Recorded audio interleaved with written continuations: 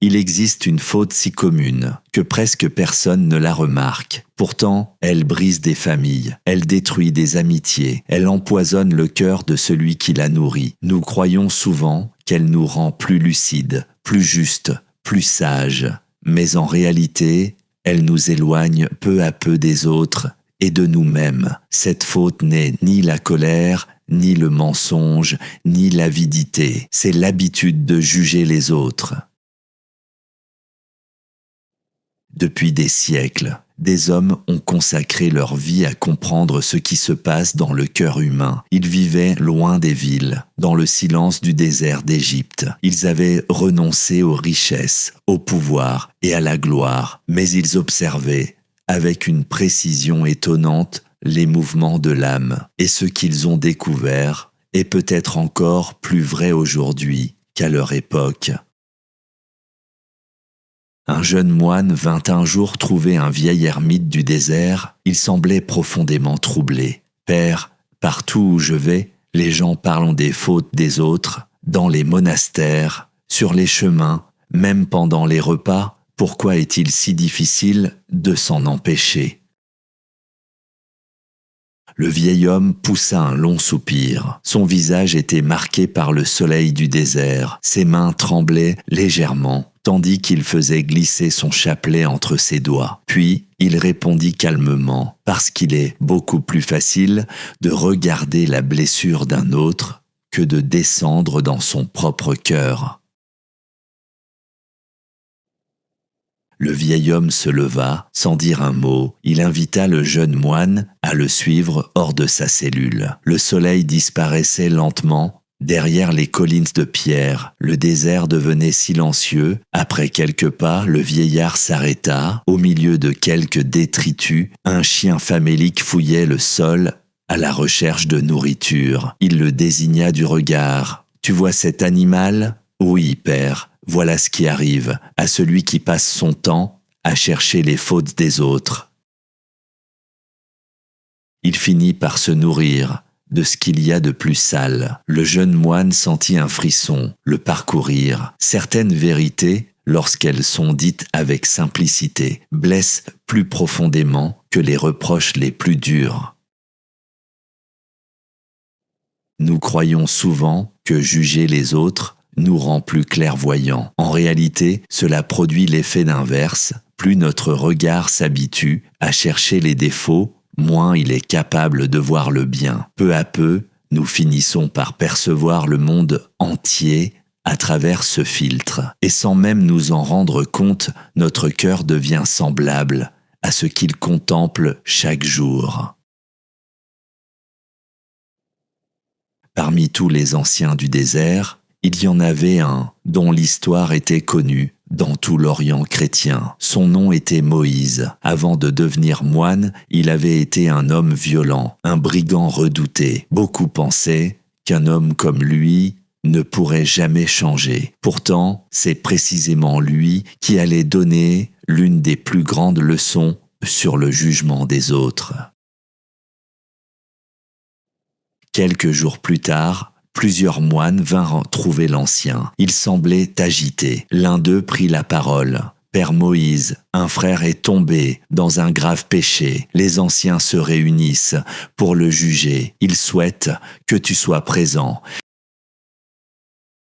Moïse baissa les yeux. Il ne répondit pas. Dans le désert, le silence disait souvent davantage que les paroles. Après un long moment, il rentra dans sa cellule. Les frères pensaient qu'il refusait de venir. Mais quelques instants plus tard, il ressortit. Sur son dos, il portait un vieux sac usé, un sac déchiré. À chacun de ses pas, le sable s'écoulait lentement derrière lui.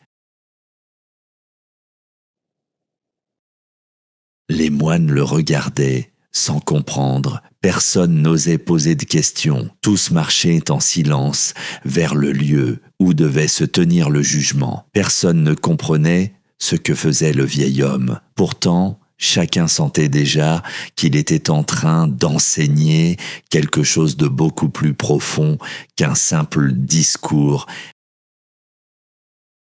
Lorsqu'ils arrivèrent enfin devant les autres moines, L'un d'eux ne put retenir sa curiosité. « Père, pourquoi portes-tu ce sac percé ?» Moïse s'arrêta. Il regarda le sable répandu derrière lui. Puis il répondit d'une voix calme.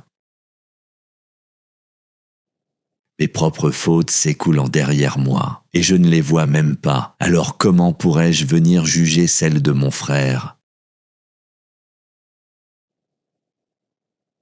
Aucun des moines ne trouva quoi répondre. Le regard de chacun se posa sur la longue trace de sable laissée sur le chemin. Et, pour la première fois, beaucoup cessèrent de regarder le frère qui avait chuté pour commencer à regarder leur propre cœur. Cette scène a traversé les siècles, parce qu'elle révèle une vérité que la psychologie moderne confirme elle aussi. Nous sommes souvent capables de voir avec une précision étonnante les défauts des autres, tout en restant presque aveugles devant les nôtres. Notre regard est naturellement tourné vers l'extérieur, mais toute transformation commence le jour où il revient enfin vers nous-mêmes. Quelques jours plus tard, un jeune disciple marchait dans le désert avec un ancien. Depuis longtemps déjà, il parlait d'un autre frère du monastère. « Je ne lui fais pas confiance, il parle bien, mais je suis certain qu'il cache quelque chose. » L'ancien ne répondit pas. Il continua simplement à marcher. Sous le soleil brûlant, le silence semblait plus lourd que les paroles. Après un long moment, ils arrivèrent près d'une petite source cachée entre les rochers. L'eau était parfaitement limpide. L'ancien s'agenouilla. Il prit une poignée de terre et la jeta dans la source. En quelques secondes, l'eau devint trouble. « Bois !» Le jeune moine secoua la tête. « C'est impossible. » L'ancien s'assit alors sur une pierre, il ne dit rien, ils attendirent. Peu à peu, la terre retomba au fond, l'eau retrouva sa transparence. Alors seulement le vieillard reprit la parole. Le cœur de l'homme ressemble à cette eau. Lorsque tu le troubles en jugeant les autres, tu ne vois plus clairement ni les autres, ni toi-même, ni même Dieu. Nous pensons souvent que nos jugements nous rapprochent de la vérité, mais ils troublent d'abord celui qui les nourrit. À force de chercher ce qui ne va pas chez les autres, nous perdons peu à peu la capacité de contempler ce qui est beau. Ce n'est pas seulement notre regard sur les autres qui change, c'est notre regard sur toute la vie. Aujourd'hui, le désert a changé de visage. Nous ne vivons plus dans des cellules de pierre. Nous vivons devant des écrans. Pourtant, la tentation est restée exactement la même. Chaque jour, nous sommes invités à commenter, à juger, à condamner, parfois des personnes que nous ne connaîtrons jamais. Et sans nous en rendre compte, nous finissons par emporter ce bruit jusque dans notre propre cœur. Il y avait, dans un monastère près d'Alexandrie, un moine que personne ne comprenait. Il parlait peu, il restait souvent seul. Certains disaient qu'il avait perdu sa ferveur, d'autres murmuraient qu'il n'avait plus la foi. Peu à peu, chacun avait commencé à se faire une opinion sur lui. Personne ne connaissait son histoire, mais tout le monde croyait la connaître.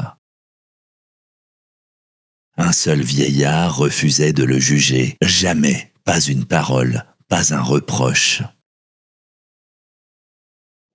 Une nuit, bien avant l'office, le vieil homme sortit de sa cellule. Le ciel était rempli d'étoiles. Le monastère semblait entièrement endormi. En passant près d'un vieux bâtiment, il entendit quelqu'un pleurer.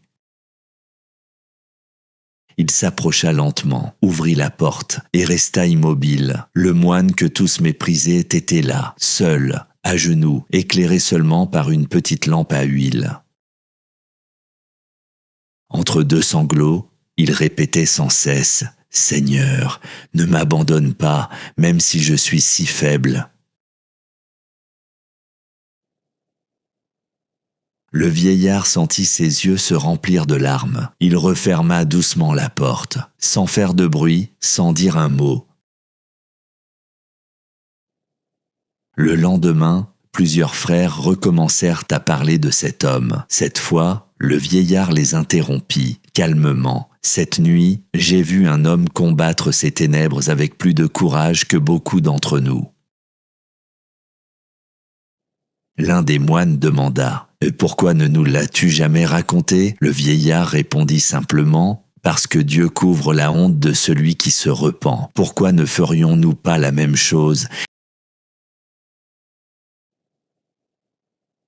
Combien de personnes croisons-nous chaque jour sans rien connaître de leur combat? Nous voyons un visage, une attitude, quelques paroles, mais nous ignorons les nuits sans sommeil, les blessures de l'enfance, les peurs, les regrets, les larmes que personne n'a jamais vues. Peut-être est-ce là notre plus grande illusion, croire que quelques minutes suffisent pour comprendre une vie entière. Quelques jours plus tard, un jeune moine vint trouver un ancien. Il semblait découragé. « Père, partout où je regarde, je ne vois plus que le mal. Les hommes mentent, ils se jalousent, ils se critiquent, et moi aussi, je finis toujours par faire la même chose. » Le vieil homme resta silencieux, puis il prit une petite assiette, il y déposa une cuillère de miel. À côté, il posa un vieux chiffon sale. La fenêtre était entr'ouverte. Quelques mouches entrèrent dans la cellule. Certaines allèrent directement vers le chiffon, d'autres vers le miel. Le vieillard regarda le jeune homme. « Tu vois, les mouches ne cherchent pas toutes la même chose, les hommes non plus. Certains passent leur vie à chercher ce qui est laid. D'autres cherchent le peu de bien qui existe encore. » Puis il ajouta doucement, « À force de chercher toujours la même chose, on finit par lui ressembler. » Ce que nous cherchons finit toujours par transformer notre regard. Celui qui cherche sans cesse le mal finira par croire que le monde entier est mauvais. Celui qui apprend à reconnaître le bien découvrira qu'il existe encore beaucoup plus de lumière qu'il ne l'imaginait. Les réseaux sociaux l'ont bien compris. Ce qui scandalise attire davantage notre attention. Ce qui choque voyage plus vite. Ce qui indigne se partage davantage. Peu à peu, nous nous habituons à chercher ce qui ne va pas, jusqu'au jour où nous ne savons plus voir autre chose. Mais la véritable question n'est peut-être pas « que font les autres ?» La véritable question est « qu'est-ce que cela est en train de faire de moi ?» Un jour, un frère demanda à un ancien « Père, comment puis-je cesser de juger les autres? J'essaie, mais les pensées reviennent toujours. » Le vieillard ne répondit pas immédiatement. Il prit une petite lampe à huile, puis il souffla doucement sur la flamme. La cellule plongea dans l'obscurité. « Que vois-tu maintenant ? » « Presque rien. » Alors l'ancien ralluma la lampe. La lumière revint. Il regarda le jeune moine. Tant que ton cœur reste dans l'obscurité, tu distingueras surtout les ombres chez les autres. Mais lorsque la lumière entre en toi, tu découvres d'abord tout ce qui demande encore à être guéri en toi-même. Le jeune frère resta silencieux. Il comprit soudain que la lutte contre le jugement ne commençait pas avec les autres, mais avec son propre cœur. Nous pensons souvent que l'humilité consiste à se rabaisser. Les anciens du désert voyaient les choses autrement. Pour eux, l'humilité, c'était regarder la vérité en face, voir ses propres limites sans désespérer et, à partir de cette vérité, apprendre enfin à regarder les autres avec miséricorde. Après avoir entendu toutes ces histoires, une question demeure. Pourquoi est-il si difficile de ne pas juger? Pourquoi notre premier réflexe est-il presque toujours de condamner avant même de comprendre? Les anciens donnèrent une réponse étonnamment simple, parce que juger est facile, comprendre demande de l'amour. Un jour, Plusieurs frères arrivèrent chez un ancien. Ils semblaient bouleversés. Ils commencèrent à raconter tout le mal qu'un autre moine aurait commis. Ils parlaient avec conviction. Chacun ajoutait un détail. Chacun était persuadé de connaître la vérité. Le vieillard les écouta quelques instants, puis il leva doucement la main, arrêté. Le silence tomba, les frères le regardèrent avec étonnement. Le vieillard demanda simplement, « Parmi tout ce que vous venez de dire, combien de choses avez-vous vues de vos propres yeux ?» Personne ne répondit. Après un long silence, il reprit, « Et parmi ce que vous avez vu, combien connaissez-vous réellement du cœur de cet homme ?» Les regards se baissèrent. Alors le vieillard conclut, « Nous jugeons souvent une seule page, d'un livre que Dieu seul a lu jusqu'à la dernière ligne. »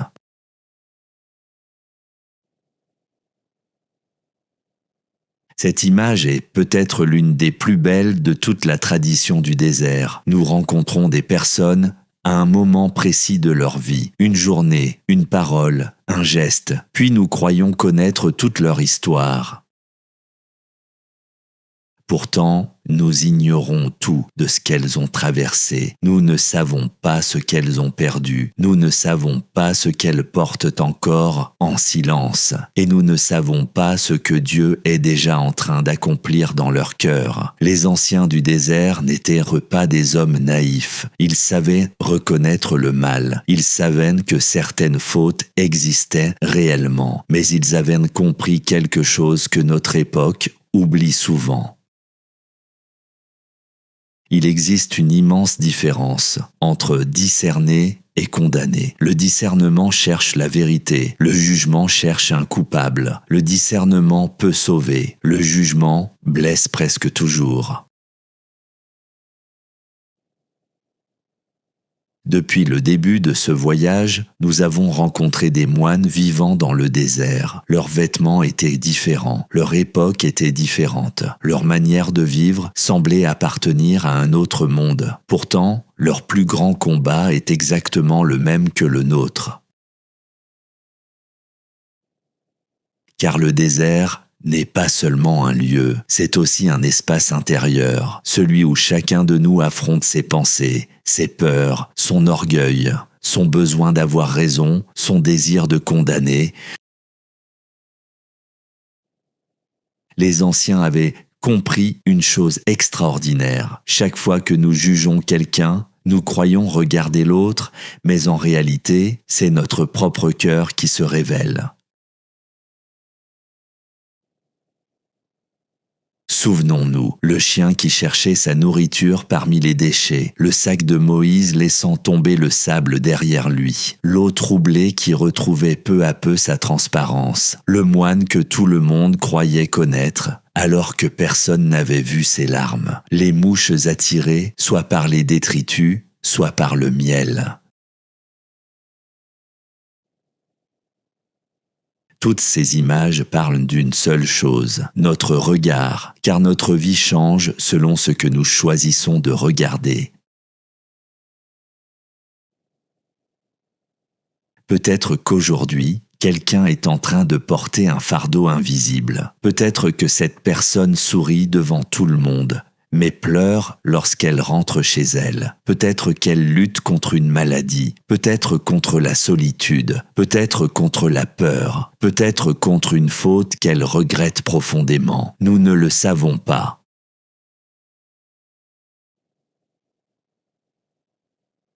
Et c'est précisément pour cela que la miséricorde est toujours plus sage que le jugement.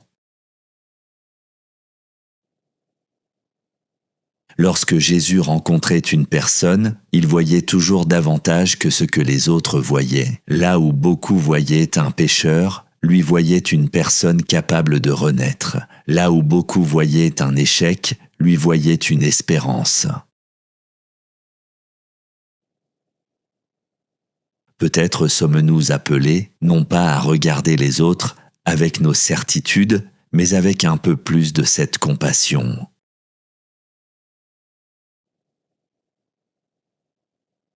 Avant de quitter cette histoire, Prenons quelques secondes. Pensons à une personne que nous avons peut-être jugée trop vite, une personne que nous pensions connaître. Et demandons-nous simplement si nous avons vraiment vu son cœur, ou seulement une seule page de son histoire.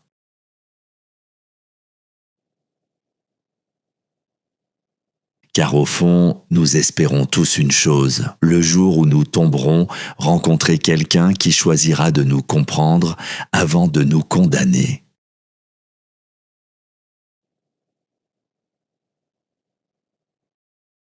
Peut-être est-ce cela, aimer son prochain. Et peut-être est-ce aussi ainsi que commence la paix. Car le monde change rarement par de grands discours. Il change chaque fois qu'un cœur choisit la miséricorde plutôt que le jugement.